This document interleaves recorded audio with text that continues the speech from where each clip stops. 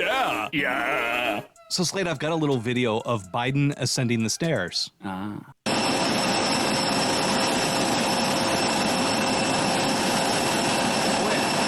steps look shorter than the others. Yeah, they are short stairs, aren't they? I thought they were longer. Last couple of videos I've seen, it's at the steps. He's got like 30 steps. And the red carpet, the big grandiose. Yeah. So what our president is doing now is he is getting into Air Force One using the small stairs in the belly of the plane where the help and employees normally get on. Where the luggage goes. Excellent. He's trying to avoid this. Given the salute there before he boards Air Force One, just like that, he touched down not even 4 hours. A quick trip, but as you said, very Little trip. Yeah. But if you remember, there was kind of a bigger trip in the past. Oh, I love this one. Yeah. Come on, Biden, you can do it. Yeah. And one more quick reminder, don't have video on this one, but this is the incident where he tripped over the sandbag at the graduation a few weeks ago. He's what, 80 years old?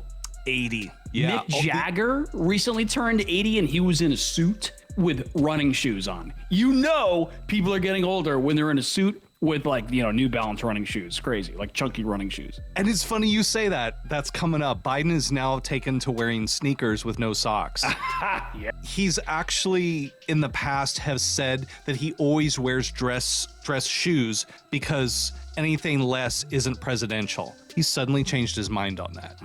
So now even the center to left-wing media is starting to acknowledge this. Biden downplays age talk, but subtle accommodations are being made. Oh, there's the running shoes. You see that? There they are. There you go, right there. There they are, yeah. No socks. Those are some thick... Politico says when President Joe Biden stepped off Marine One on a recent Sunday, he had bare feet tucked inside his sneakers. But this was also distracting from something else. Biden boarded using the shorter set of retractable stairs that fold into the belly of the plane. He started this routine a few months ago, and this traditionally, presidents only use the lower stairs when heavy rain or wind makes the taller steps unusable. They go on to point out that 3 weeks ago, even the press are starting to question this directly to Karine Jean-Pierre. Bloomberg's Justin Sink pressed the press secretary about it and was inquiring whether Biden was having mobility problems or was it to address the recent incidents of him falling on stairs. And this is starting to make its way into the Democrat Party. Rick Ritter, a longtime Democrat strategist, said Biden's physical fragility complicates his efforts to convince voters that re-electing him is a vote for stability, because it's hard for anyone to embody stability at 80 years old. And 80, he is now the oldest president. Trump, on the other hand, at 77, that dude looks younger than he did when he was in office. It's crazy. We talked about this last video. Even his aides are trying to hide this and limit situations where any signs of his frailty might be on heightened display. And then we have this most recent one from last week. I mean, why cancer? Because no one thinks we can. That's why, and we can't. We end cancer as we know it. So news there. Cancer's been cured. Really? So Yeah. I've had 2 family members who died of cancer within the last 3 years, so I'm offended by this. And I'm playing a victim here. I'm my life victim culture. Dude, what's actually crazy about this, though, is that the White House is covering for this and actually altering official documents. They are changing the White House transcripts. If you look at this last line, and we can, why cancer? Because no one thinks we can, that's why, and we can end cancer as we know it. That's not what he said. He said they did end cancer. America and on the future needs a record of how mentally deficient and aging this president was. And because if he makes some bad decisions coming up, we need a record that there were signs that this was all happening. It wasn't just bad judgment. It was the guy is compromised. His health and his mental capacity is compromised. This is important for future generations, I think. They need to know that when a president starts showing these signs, we need to get him out of there. Biden is not the only one. This is the senator from California, Dianne Feinstein. She's 90 years old. Senator Feinstein. Right here. Say aye. Pardon me? Aye. Yeah.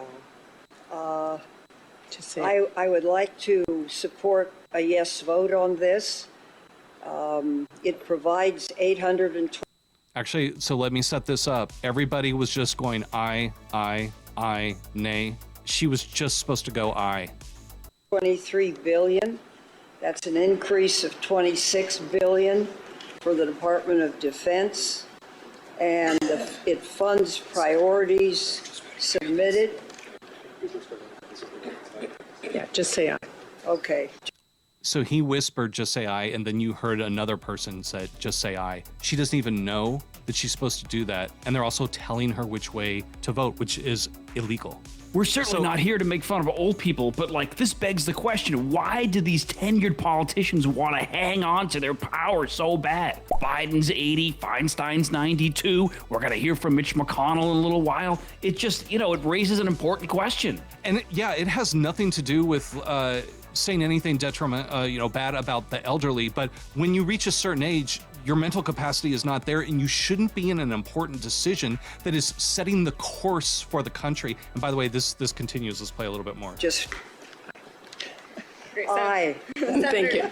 You have to have your mental faculties about you to make these important decisions. This is not just a decision right here. They're actually violating the law by telling her which way to vote. Right, I did notice that. Right, so, I didn't really understand what he said, but of course, you got to be 35 to be the president of the United States in this country, but there is, like you said, Trey, there's no top end. There was another instance of it coming to light that for the past several months or year, her aides and assistants have been doing votes for her, which is also illegal. So this isn't just the first time this has happened to her, it's just the first time in a public forum where everybody can see it and it's recorded. She's been doing this behind closed doors for a long time. People have essentially been voting for her in the way they think she would want to vote, because she's not completely there. Which also brings us into our next senator. I don't even like me, John Fetterman said about his struggle with depression. He doesn't like himself. You know what that's like. This is the Daily Caller. Democrat Senator John Fetterman opened up about his struggle with depression in an interview with the New York Times, saying that he didn't even like himself. Fetterman, who suffered a stroke in May 2022, has been dealing with depression and shared how he sees himself negatively. And again, he says, I don't even like me. That's the truth. People have mental illness. People can suffer depression. We're not saying anything negative about that. What I am saying is our politicians shouldn't have it. If you're mentally compromised in any way, you shouldn't be in office, man. Right. If it sort of crosses the line in doing a disservice to the country, you are a public servant, and if you can no longer are fit to serve, then it's time to go. Yeah, and so in addition to him having this negative self-loathing going on, he still has his speech issues and his cognitive issues. Fetterman was spotted earlier this week answering questions from people in the hallways of Congress using a tablet that uses voice-to-text dictation. Again, yes, people have problems. Our politicians shouldn't have these problems. They need to be able to make snap judgments. They also need to be able to clearly understand their constituents and their fellow senators to craft law and understand law, and vice versa. They have to be able to effectively communicate those things to other people. And here's just a quick clip of Fetterman using that voice to text on a tablet. This problem seems to be particularly focused on the Democrat side. However, we are equal opportunity employers here. This is Mitch McConnell from just a few days ago. The man had some type of stroke in the middle of this speech. Watch.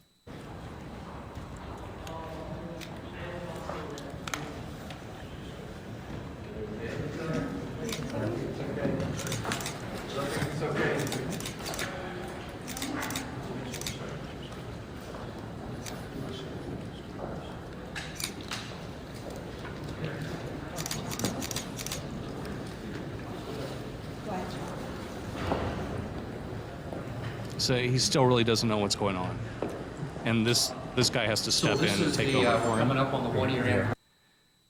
This guy needs to be out of office, and so does Fetterman, and so does Biden, and so does Feinstein, and I'm sure we could throw Pelosi in there. And if there's other people on either side who exhibit this, get them out. I don't want these people making decisions for us, dude. Like, do you feel confident in people like any of the ones we've seen making decisions for you and your children? Yeah, no, I'm with you, man. I'm with you. So I understand the pride and, and this ego that gets involved. And Mitch McConnell is a human being, just like Feinstein and stuff. But I mean, I got to admit that my brother and I were sort of like laughing behind the scenes at McConnell. Not saying strokes are funny, because they're certainly not. And this dude's obviously human. But like, I mean, just all the things that I was saying is like, he couldn't even talk because he was so full of shit, like all the insider trading and all the, the money that he's made over the years, dude. He's like, I'm a politician. I'm a 10-year politician. And I'm so full of shit, I can't even talk. There are times when he has mental acuity. During those times, he knows that he has these spells. People will tell him. Right. And he still chooses to remain in office because they, like you say,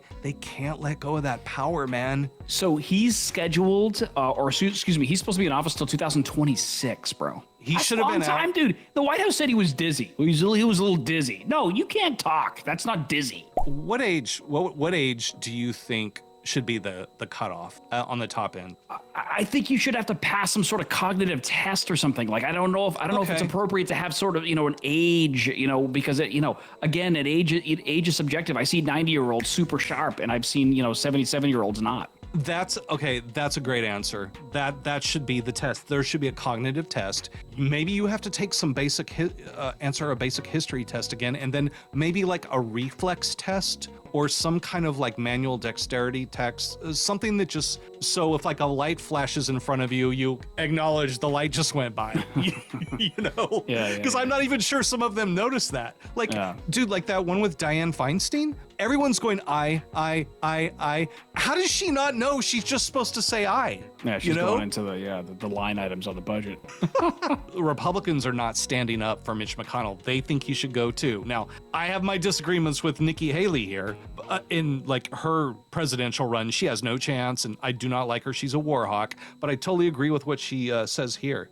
You have just criticized Mitch McConnell, the Republican leader who's 81 and had some issues in front of a camera this week where he seemed to freeze a bit. Are you confident in his ability to lead, because he says he's going to serve out his term?